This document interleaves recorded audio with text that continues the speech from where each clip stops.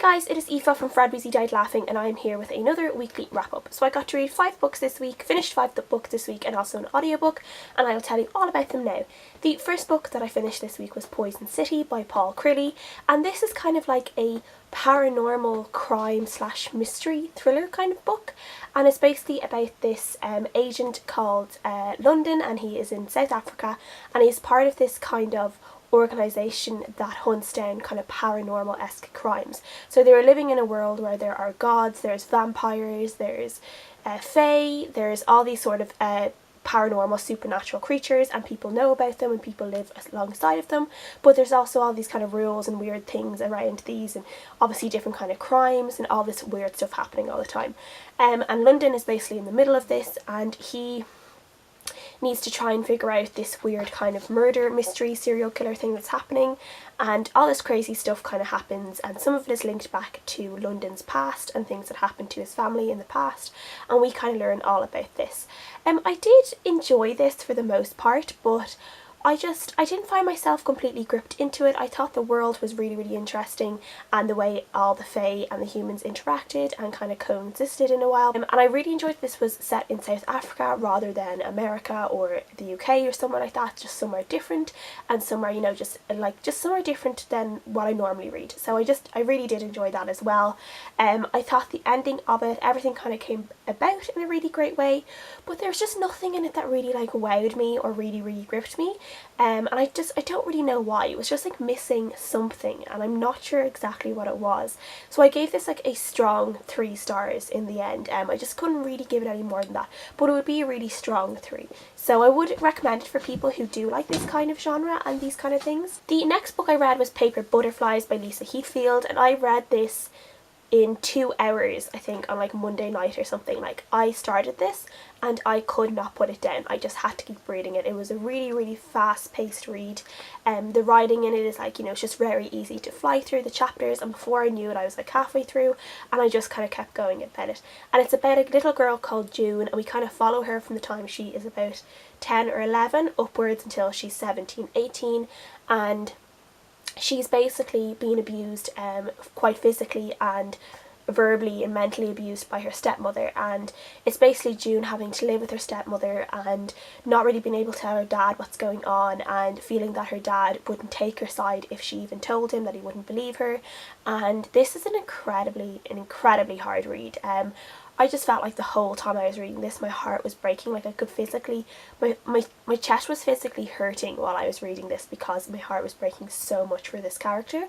And like, there were even times when there were times like when June's stepmother would go to hug her or like touch her face in front of other people, like pretending to be this really loving mother. And I would actually almost like find myself flinching away because I didn't want her touching June. I didn't want her lying about that and pretending to be really nice, and I was literally like recoiling myself. That's the power of this book. This book is really powerful like that. I enjoyed the relationships in this book. June gets into a relationship with this boy, and he kind of becomes a little bit of a lifeline for her, and I really enjoyed her relationship with him and how it progressed as they got older and how it changed as they got older. I do think that like there was just huge problems in this in terms of how a lot of the adults acted. Like Shirley, the teachers and stuff, they never really seemed to guess that June was being abused, and like even she was being very badly bullied in school, so school wasn't even an escape for her away from her home life. Both sides were very bad, and there was just so little done to help in both, you know, June's school life. Like, the teachers did nothing to help her, and I just found it really kind of hard to believe that a teacher who was trained to kind of pick up on these signs now wouldn't see this. The ending was a little bit strange, I think. I wasn't really expecting it to go where it did, so it was just a little bit weird. I think we were getting to a certain extent, and then everything kind of snowballed, and it was just a bit crazy. But just for the feelings I got when I was reading this, and for how involved I got in the story, I gave it a 5 out of 5 stars. I thought it was brilliant. The next book I read was The Sweetest Thing by Jill Shalvis, and this is the second book in the Lucky Harbour series, and I read the first book a few months ago, and I really enjoyed it. And this is kind of one of those kind of sweet romance kind of stories. I just felt like after Paper Butterflies I really needed to just get into like a real romantic love-esque kind of book, and this really helped. It did. And this is basically about a girl called Tara who has moved back with her sisters to Lucky Harbour, where their mother was from, and she is being pursued by this guy called Ford, and they have this history, and she doesn't really want to go there, but at the same time she's incredibly attracted to him, and they just end up in all these situations. And then her ex-husband comes along saying he wants her back, so she's kind of stuck between these two guys and is trying to figure out what she wants in life. Like, is she okay on her own, or does she want to go with one of these guys who want to be with her? So yeah, this is just like cute and funny, and there are all these real cliche cheesy moments that these book series have, and it was just adorable. It was really cute, and I just enjoyed it. It took me a couple of days to read. You get through it really quickly. You definitely kind of fall in love with all the male love interests in this book, because they just always have these really great personalities. I really feel like I need to live in this town, because all the guys are like really hot, and like not just hot, but they have all these amazing other traits. Like, they're really good at cooking, they're really good at sailing, they're real handymen. Like, they just seem to have it all. Whatever they're drinking in Lucky Harbour, the water just does something really great to all the guys apparently in there. So I definitely need to move there and bag myself a guy, I think. But yeah, I did really enjoy this. I didn't enjoy it quite as much as the first one. I felt myself getting a bit like at times. Just, it was so cheesy and it was so cliche, and then at times I couldn't really figure out why Tara was being so kind of stubborn about things, and she wasn't really facing up to what her feelings were when they were so obvious. So I gave it like a 3.54 stars in the end. I think like a 3.5, 3.75 maybe stars. But yeah, I did really enjoy this, and I'm obviously going to continue on with the series as I go, because I do really enjoy this series and the town and the people and stuff like that. So yeah. Next book I read was From Neck Alley, and it's The Girl from Venice by Martin Cruz Smith. This is set in World War II Italy, and it's about a fisherman called Senzo who lives near Venice, and one day when he's fishing in this lagoon one night, he comes across the body of this dead girl, and he pulls her on board, and he's trying to figure out what he's going to do with this body. And then it turns out that she's not dead. She's this girl called Julia who's on the run from the Nazis that are in Italy at that time, and she is a Jew, and she's just trying to basically hide from them. So Senzo ends up helping her, and he kind of ends up getting dragged into all these other things where there's brothers involved with, and there's all this stuff about Nazis and fascists and Mussolini and all this kind of stuff. And I'm not really sure how to explain this, because I really didn't like this book. I thought the story got really boring after a while. Like, I really enjoyed the start of it and how Senzo and Julia met, and kind of like the first quarter of it I thought was quite strong, and I did enjoy it. And then it kind of just got strange, and I'm not sure if I just wasn't following along with it, or something happened and I was like, wait, what just happened, kind of thing. And I just wasn't that interested in the story then, and I felt like all the relationships that happened in this book happened because the author just thought that the readers wanted these relationships to happen, and they were like, well, this is the done thing, so I'm going to have all these characters be in relationships with each other. And there was no actual chemistry between the characters. I felt no chemistry between any of the characters at all, and when they were getting into these relationships and they were like falling in love with each other, I just didn't believe it. And I felt like a lot of the language, the conversations between them was very stilted and forced, and I hate that in books. That's just like one of my pet peeves, when conversations feel forced and very unrealistic, and that's what I thought this book was. I did enjoy having it set in Italy in World War II, because I've read very few books about World War II in Italy. I've read ones in France, in Germany, in Britain, America, but I've never read any set in Italy. So I really enjoyed that and kind of learning about that. I really enjoyed the setting of it, just like being around Venice and other parts of Italy, and it's really made me want to go back to Italy next year. So I'm going to try and plan a trip to Italy now after this. It just kind of got that bug in me that I was like, well, I really want to go back to Italy now after this.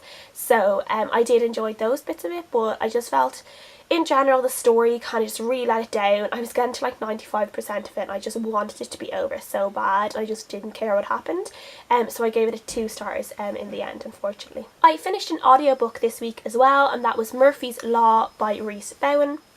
This is set in like the early 1900s, and it's about a girl called Molly Murphy who flees out from Ireland when she accidentally kills the landlord's son, and she travels to New York under a false identity, and she ends up in New York, and then she ends up getting involved in this other murder that happens, and she sets out to try and clear her name and her friend's name, who are all kind of suspect in this murder in New York. And it's just kind of about her adventures and kind of being like a private investigator in a way.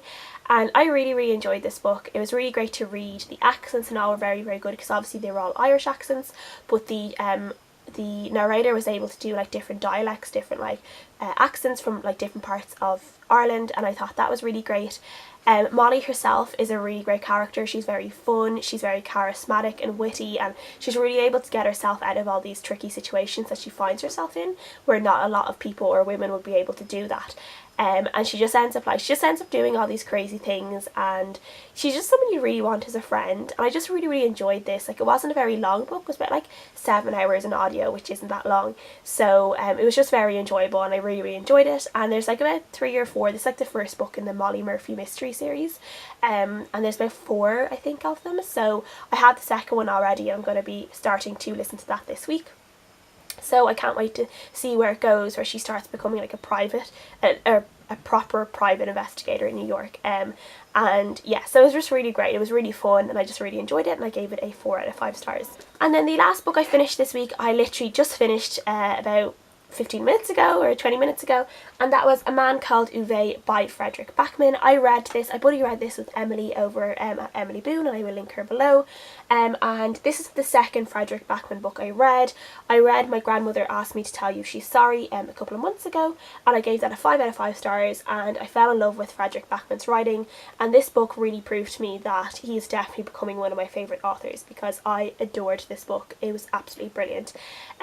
This is based about a man called Uwe, and he's just a really grumpy man, and he has a particular set of rules that he likes people to follow, and he's just like one of these kind of, he's not really a busybody, but he just likes people to follow the rules, and he gets really grumpy when people don't follow the rules.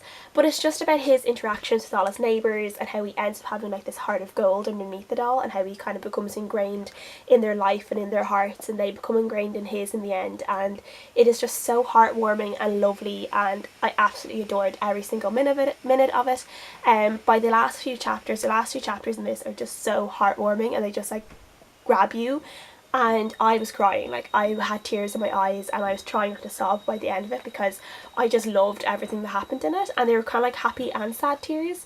And it was just absolutely brilliant, and I loved it. It's just the way he shapes his characters are done so well, and he really just has these really great big huge personalities, and then all the little people around them, and everyone is just so unique and so lovely, and you know, everyone's weird and wonderful in their own way, and he's just really great at creating these stories and these people, and his writing is beautiful. And yes, I just absolutely love this. 5 out of 5 stars, and I'm definitely going to go and pick up some of his other books that are out at the moment, because I want to read them all. So that is everything I read this week. Please let me know what you guys have been reading, and if you liked any of the books I read, if you've read them. Thanks for watching, and I'll see you guys again next time. Bye!